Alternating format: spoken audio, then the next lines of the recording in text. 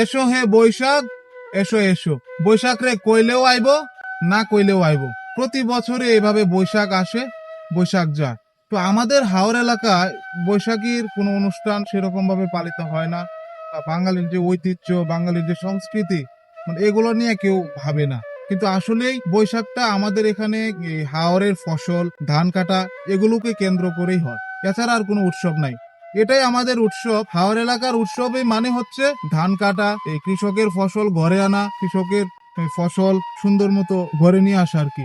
এটাই হাওর এলাকার বৈশাখী পালন।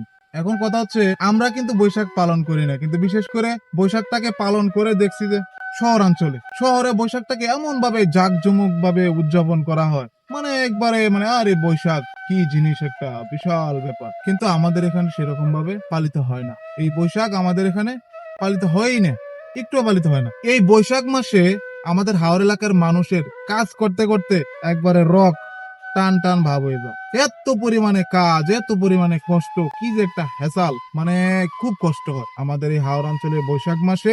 খুব কষ্ট, কারণ বছরে একটা মাত্রই ফসল, বছরে একটা মাত্রই এই কৃষি আবাদ, এই ধানের আবাদ, এটাই আমাদের ফসল, এছাড়া আর কোনো দ্বিতীয় ফসল নাই। তো এটাই আমাদের বৈশাখ, এটাই আমাদের উৎসব, এটাই আমাদের আমেজ, এটাই আমাদের আনন্দ। এই বৈশাখী ফসলে আমাদের জন্য সুখ শান্তি। যাই হোক, এই বৈশাখে সবারই সুখ আনন্দ বয়ে আনুক, সবার জন্য অনেক অনেক দোয়া এবং ভালোবাসা।